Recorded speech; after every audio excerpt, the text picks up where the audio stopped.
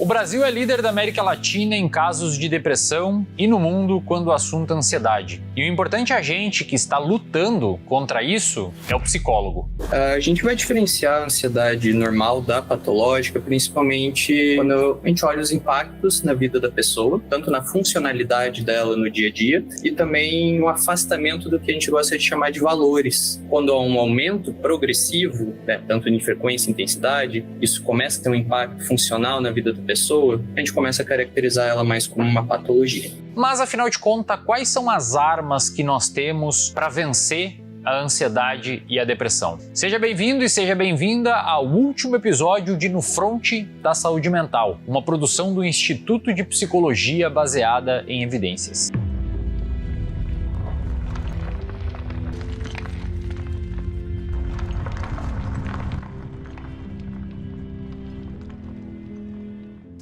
Nos episódios passados, mostramos contra quem lutamos. As dores do psicólogo clínico, que tem desafios diários para lidar, como qualquer ser humano. E além disso, precisam lutar contra a ansiedade e a depressão em busca de oferecer qualidade de vida para si mesmo e para os seus pacientes. A luta não é fácil, precisamos estar totalmente preparados nesse tatame. Mas afinal, que armas a gente tem para lutar contra isso? A psiquiatria é um desses agentes que estão no fronte junto com a psicologia, usando todas as armas disponíveis.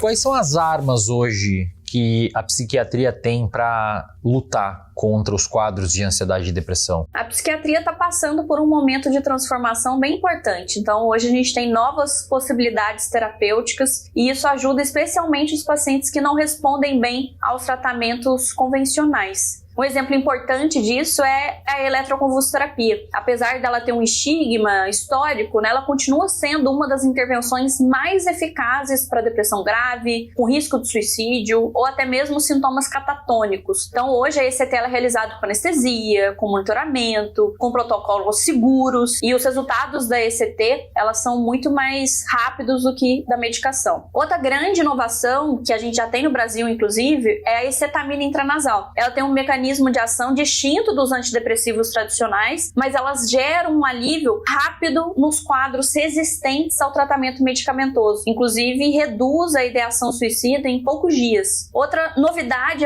são os estudos com canabidiol, que também tem avançado bastante para quadros de ansiedade, insônia, dor, epilepsia. E a gente está no momento, Wesley, de construção de evidência, mas os resultados são bem promissores. Outra novidade são os psicodélicos, como a psilocibina, o MDMA, que têm sido testados em protocolos extremamente rigorosos. Nesse contexto terapêutico, ele tem demonstrado resultados impressionantes na redução de sintomas depressivos e no tratamento de traumas complexos. Então, o que a gente hoje vê na psiquiatria vai muito além da farmacologia clássica. É uma área que tem avançado bastante, logicamente com base em ciência, mas sem perder o olhar humano. Então o desafio agora que a gente tem é fazer com que essas inovações saiam do campo da pesquisa e cheguem de uma forma ética, acessível, nos consultórios dos psiquiatras para que a gente possa também utilizar dessas intervenções em prol da melhora dos nossos pacientes. Dentro das intervenções farmacológicas propriamente dita, quais são as estratégias que a gente tem hoje para ansiedade e depressão no Brasil e se isso é diferente no mundo? Qual que é esse arsenal farmacológico que existe hoje? Hoje, tanto no Brasil quanto no cenário internacional, a gente conta com uma gama significativa de opções farmacológicas, tanto para o tratamento da ansiedade quanto para o tratamento da depressão. Por exemplo, no SUS, a gente tem várias classes que têm medicações que são distribuídas para a população de forma gratuita. E todas essas medicações já tiveram a eficácia comprovada. Entre os antidepressivos, a gente tem os inibidores seletivos de recaptação de serotonina, como por exemplo a fluoxetina, a sertralina, que costumam ser a primeira linha de tratamento para grande parte dos quadros depressivos, ansiosos, inclusive os quadros de TOC. Além Dessa classe, a gente tem os inibidores de recaptação de serotonina e noradrenalina. Um exemplo dessas medicações é a venlafaxina e a duloxetina, que são especialmente úteis em quadros mais resistentes, ou seja, que não responderam à medicação anterior, e quando tem sintomas físicos como dor, como fadiga. Já os antidepressivos tricíclicos, apesar de serem mais antigos, lotados de efeitos colaterais, ainda têm um papel importante em situações de insônia, em situações de dor neuropática e também de enxaqueca. Já nos casos em que existe um componente ali de crise de ansiedade, de ataque de pânico, a gente pode fazer o uso de ansiolíticos benzodiazepínicos, que ainda são muito utilizados, porém a gente precisa ter um cuidado porque existe um risco ali de dependência química dessas medicações. Já os estabilizadores de humor, como o lítio, a lamotrigina, o valproato, eles são fundamentais quando há uma suspeita de transtorno bipolar, ou seja, quando não responde bem ao uso isolado dos antidepressivos que eu citei. Mas nos últimos anos a gente tem novas medicações vindo para o Brasil, como a vortioxetina, que é um antidepressivo multimodal que combina eficácia antidepressiva com melhora cognitiva, o que é muito novo em relação aos outros antidepressivos. A gente tem também a lurazidona, que é indicada na depressão bipolar, que é uma medicação segura e que tem muito menos efeitos colaterais. Já em hospitais maiores, em centros especializados, a gente tem visto o avanço de intervenções com o uso da cetamina. Cetamina em baixas doses, especialmente nos pacientes que têm depressão resistente, refratária, e quando o paciente tem risco ali de suicídio. Além dessa intervenção com cetamina, a gente também tem a estimulação magnética transcraniana, que é uma técnica não invasiva que tem se consolidado como alternativa terapêutica eficaz e importante em casos que não responderam bem a medicamentos convencionais, tanto para depressão quanto para toque. E hoje a gente já tem incorporado na nossa clínica os testes de farmacogenética. Esses testes servem para personalizar o tratamento com base na predisposição genética do paciente. O que acontece, né? A gente aumenta as chances de resposta desse paciente e reduz os efeitos adversos, que é uma das causas de abandono do tratamento. Mas é importante a gente reforçar aqui que a medicação, por si só, isoladamente, ela não resolve tudo. E ela também não deve ser tratada como uma antagonista da terapia.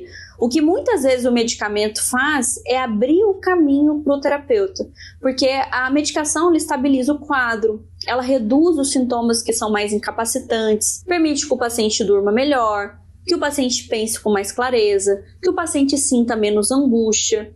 E a partir disso, a gente consiga se engajar ali verdadeiramente no processo terapêutico. Mas como será possível usar a psicologia como arma nesse tratamento? Algo que parece intangível, que usa a palavra de um ser humano como uma intervenção. O que vamos apresentar aqui é o que há de melhor no uso da psicoterapia para tratamento de ansiedade e depressão. Então, com você, os faixas pretas e especialistas no assunto.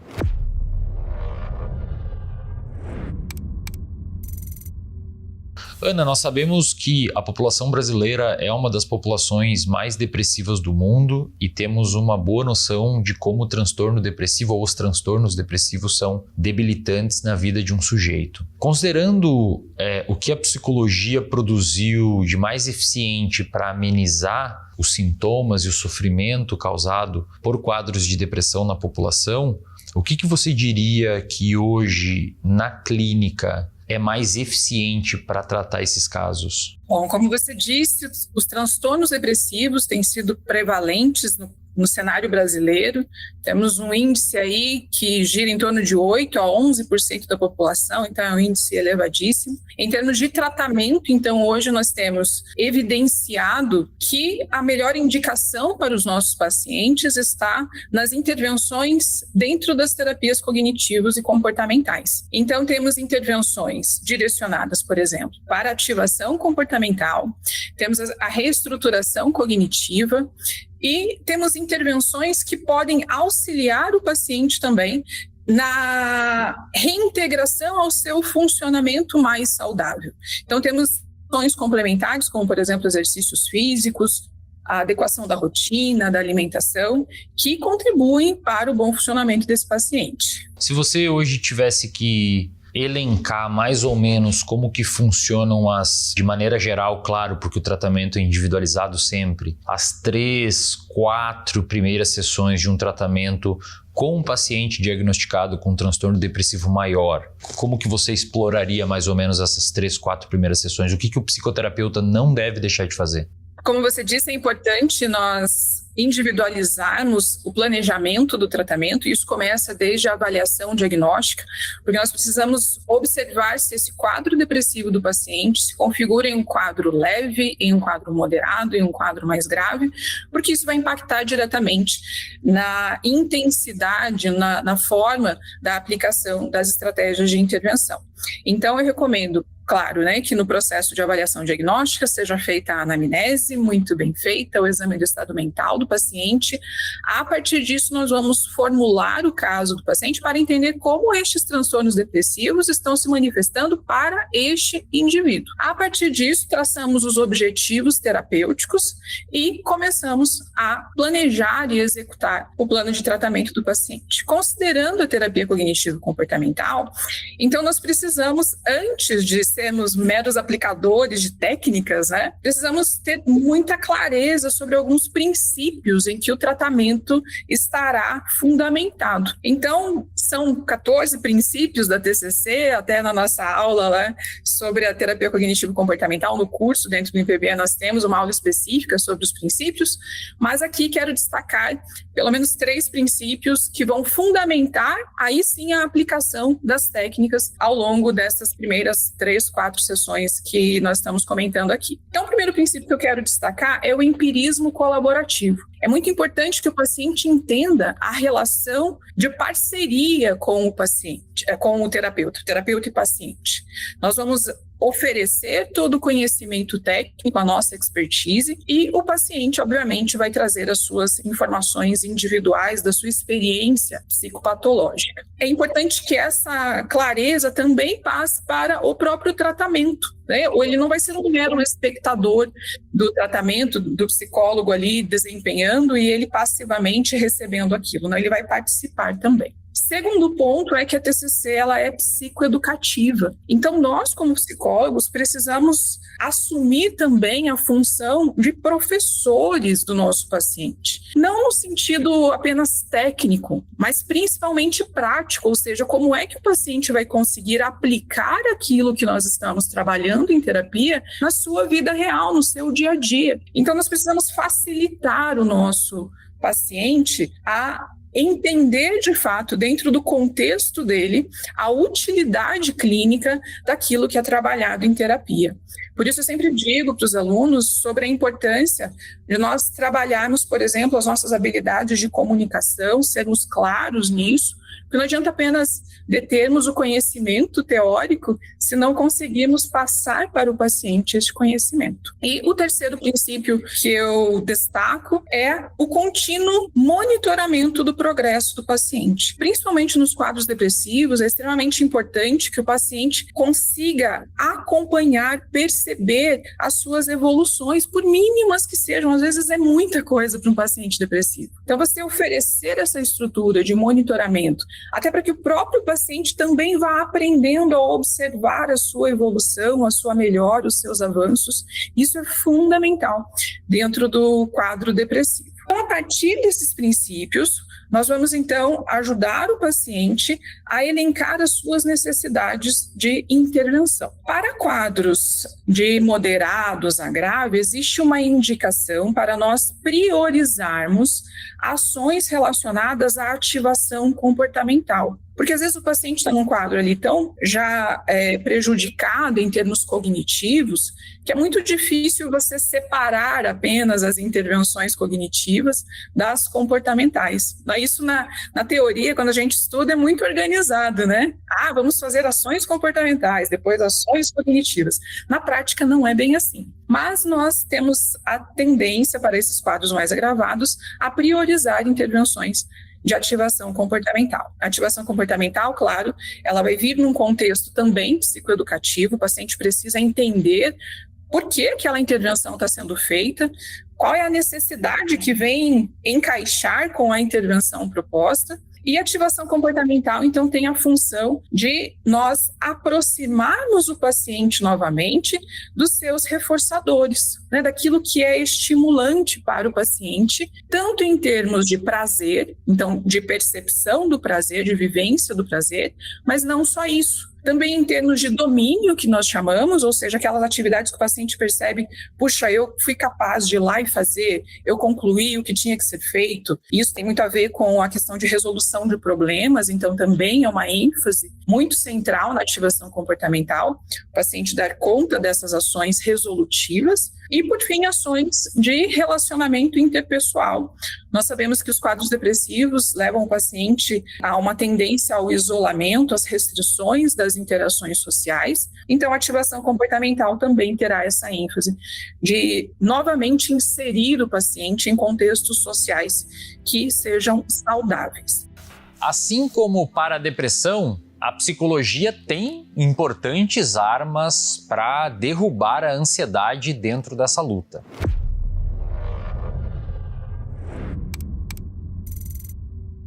Quando a gente fala de ansiedade ou transtornos de ansiedade, a gente está falando de um padrão de funcionamento. Os transtornos podem ser diferentes, mas a gente observa um padrão de funcionamento parecido nos diferentes transtornos, né? Então, quando a gente está falando de uma ansiedade patológica, porque a gente sabe que a ansiedade ela é uma emoção absolutamente natural, saudável e inclusive desejável em muitas situações que envolvem risco, perigo. É possível a gente fazer a montagem de maneira geral do que é importante o profissional da psicologia contemplar nas 3, 5 primeiras sessões para tratar transtornos de ansiedade? A gente tem que cuidar para estabelecer o vínculo terapêutico e entender qual que é o sofrimento daquela pessoa. Então a gente vai coletar dados, vai coletar informação, cuidar para construir aquele vínculo e a gente vai começar a entender se existe ali um padrão de funcionamento ansioso ou não. Em um segundo momento, a gente pode ajudar esse paciente a identificar esse funcionamento ansioso e a nomear a ansiedade. A gente tem ferramentas suficientes para dizer que conseguimos manejar os transtornos de ansiedade em consultório? Sem dúvida, a gente tem recursos, estratégias para ajudar esses pacientes. Eu, inclusive, falo, né, que é isso, um pedaço grande de trabalhar com pacientes ansiosos, é que a gente tem que incentivar eles a entrar em contato com aquilo que gera ansiedade neles. Essa é uma estratégia que, né, muitas vezes gera desconforto para esses pacientes. E o que eu costumo falar é, olha, eu tenho uma boa e uma má notícia. Né? A boa notícia é que eu tenho certeza que você vai melhorar, você vai ficar bem, eu tenho segurança disso. Né? A má notícia é que para isso você vai ter que topar, entrar em contato com o desconforto. Mas eu vou estar com você, a gente vai passar por isso juntos, a gente vai pensar na melhor maneira de fazer isso, na forma mais cuidadosa de fazer isso, mas eu tenho segurança de que ele vai melhorar. Ainda, quando o assunto é ansiedade, há um importante aliado da psicologia para ajudar na formulação de caso que tem tido excelentes resultados: a terapia baseada em processos.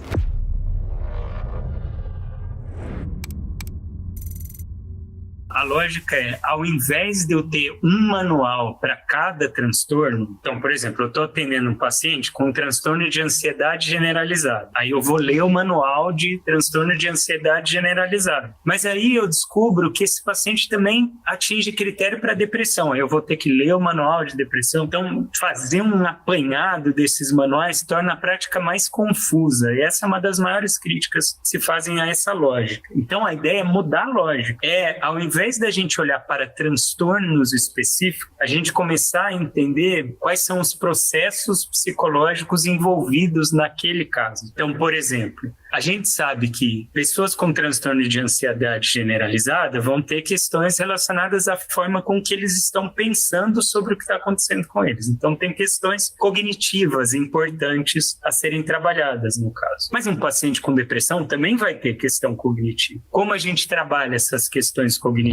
Existem estratégias da TCC, por exemplo, reestruturação cognitiva. Essa é uma estratégia. Ou a gente pode usar uma técnica de desfusão, que é uma técnica da ACT. Desfusão é uma estratégia que funciona bem para determinados padrões de pensamento. Então, eu vou aplicar pensando nesse processo. Eu posso ver que esse paciente tem uma dificuldade de regular as emoções. Então, eu vou usar estratégias de regulação emocional. Estratégias baseadas em evidência para a regulação emocional. Então, a partir dessa nova lógica, mais importante do que eu pensar num diagnóstico para o meu paciente, encaixar todas as estratégias para esse diagnóstico, eu vou pensar naquele sujeito com aqueles processos psicológicos acontecendo e quais estratégias eu vou precisar usar para cada um desses processos. Já falamos da psiquiatria e da psicologia como agentes nesse fronte, cada uma usando suas armas nessa batalha. Afinal, é uma luta que exige força total porque estamos falando de qualidade de vida, estamos falando de saúde mental e não dá para falar de saúde sem falar de ciência.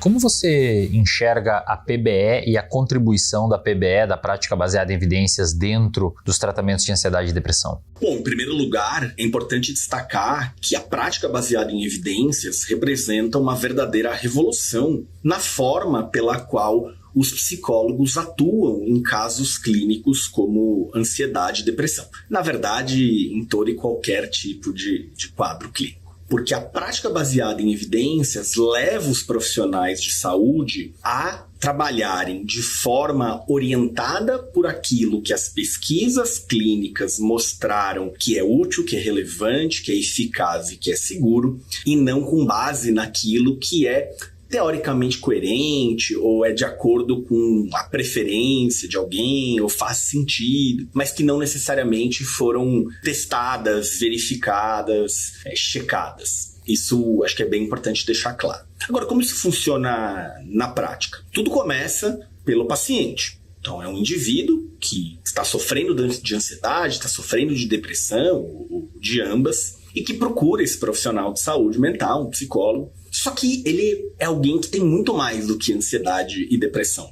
Ele tem certas crenças, preferências, valores, características, está inserido em um determinado contexto social, cultural, econômico, político, procura esse tratamento com determinados objetivos. Então, este é o grande ponto de partida. Sem você entender a individualidade deste paciente, sem você entender a subjetividade desse paciente, você não consegue sequer começar a pensar num tratamento, a pensar numa intervenção. Então, é por isso que o início do processo de tratamento de ansiedade e depressão vai ser uma boa entrevista clínica, uma avaliação dos sintomas de ansiedade, de depressão, eventualmente o uso de escalas padronizadas que ajudam a refinar um pouco esse relato, a identificar algumas características ali desses diagnósticos que não estavam tão claras ali na entrevista clínica. À medida que esse profissional vai conseguindo levantar informações, entender como esse paciente funciona, como ele pensa, como ele sente, o que ele faz, a sua personalidade, o psicólogo começa agora a conseguir identificar os mecanismos que estão envolvidos tanto no surgimento, na etiologia desse quadro ansioso, desse quadro depressivo,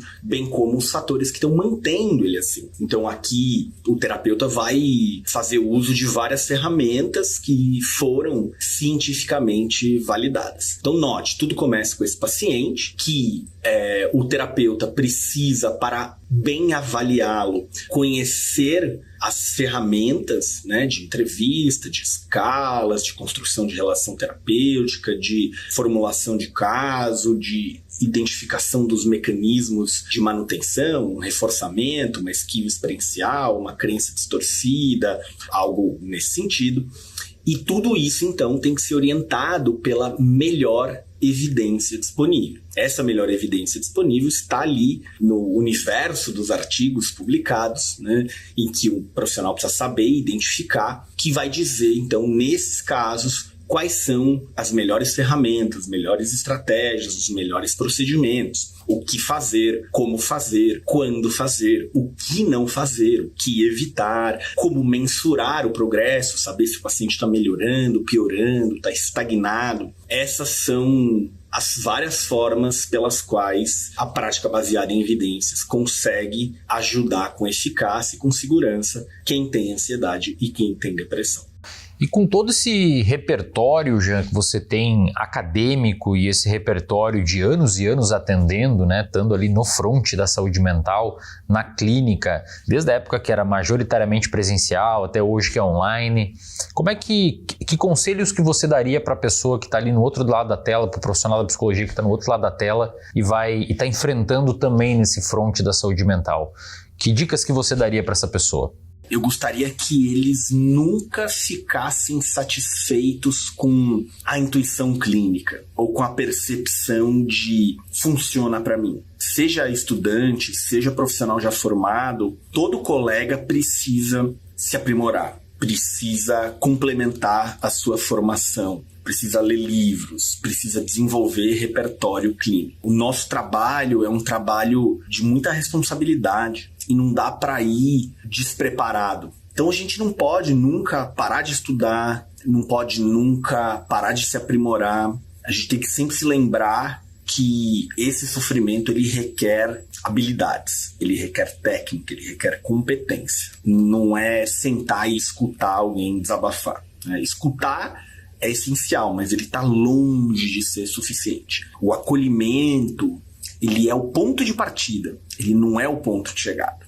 Você precisa ter essas habilidades clínicas refinadas, né? E, bom, dito isso, pensando em algumas dicas, eu acho que é importante que os colegas cuidem da sua própria saúde mental, tenham clareza sobre os seus próprios limites, quando pausar, quando buscar suporte, né? Quando fazer uma supervisão. Cuidado para não se seduzir por glamour, status, fama, marketing, coisas do tipo, assim, né? É muito legal ser reconhecido, é muito legal ser admirado, mas a gente nunca pode esquecer que a gente entrou nessa em nome de ajudar um paciente que sofre. E isso tem que estar sempre em primeiro lugar. E aí, essa ajuda não pode ser, né, um improviso, né? Precisa ser orientado por aquele empreendimento chamado ciência, que foi desenvolvido por inúmeros, milhares, talvez milhões de seres humanos para que a gente consiga saber como as coisas funcionam, o que dá certo, o que dá errado. E quando se trabalha com saúde mental, o que a gente faz, o que a gente deixa de fazer, pode mudar uma vida por completo.